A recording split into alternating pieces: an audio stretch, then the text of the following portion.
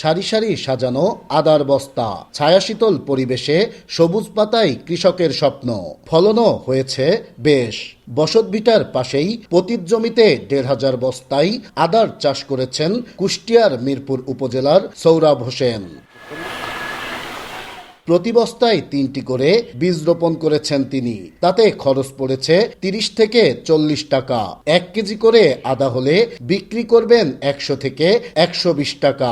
৬০,০০০ টাকায় ১৫০০ বস্তা আদা চাষ করে ১,৮০,০০০ টাকা বিক্রির আশা সৌরভের। আমার এই আদা চাষ প্রতি বস্তায় ৩০ থেকে ৪০ টাকা খরচ হয় এবং আমি আশাবাদী আমার এই আদা প্রতি বস্তায় ১ থেকে ১ কেজির পারে যাবে। সেক্ষেত্রে আমি বর্তমান বাজার মূল্যে প্রায় আমি ১০০ থেকে ১২০ টাকা কেজি বিক্রি করতে পারবো। সেক্ষেত্রে আমার একটা ভালো মুনাফা আমি লাভ করব। স্বল্প জায়গায় অল্প সময়ে কম খরচে ৪ গুণের বেশি লাভ হওয়ায় এ পদ্ধতিতে আদা চাষে ঝুঁকছেন এলাকার অনেক কৃষকই। কেউ বাড়ির আঙিনায়, কেউ বা পতিত জমিতে বস্তায় মাটি ভরে বাণিজ্যিকভাবে মশলা জাতীয় আদা চাষ করে সফল হওয়ার স্বপ্ন দেখছেন।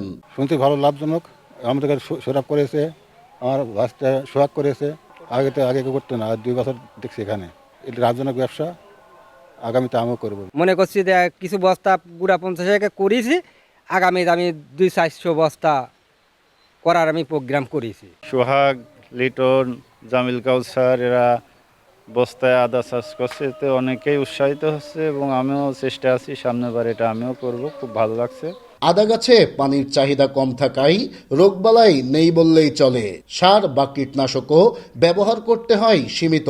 তাই দিন দিন এ চাষে আগ্রহী হচ্ছেন কৃষকরা। আর বস্তায় এ আদা চাষে কৃষকদের প্রশিক্ষণ সহ সব ধরনের সহযোগিতার কথাও জানান কৃষি কর্মকর্তারা। যশোর অঞ্চলের টেকসই কৃষি সম্মেলন প্রকল্পের আওতায় তাকে আমরা 3 দিনের প্রশিক্ষণ দিই প্রথমে, তারপরে তাকে আমরা এই প্রদর্শনীটিও দিই। আমরা উপজেলা কৃষি অফিসের পক্ষ থেকে তাকে আদার বীজ, তারপরে জৈব সার, রাসায়নিক সার এবং বালানাশক দিয়ে তাকে সহযোগিতা করেছি এবং তার কোনো কিছুই আর কোনো কেনার প্রয়োজন হয় নাই। কৃষি বিভাগের তথ্য মতে জেলায় এবছর ৫৭,৮০০ বস্তায় আদা চাষ করেছেন কৃষকরা। নাইদা সান্তিতাস, দেশ টিভি, কুষ্টিয়া।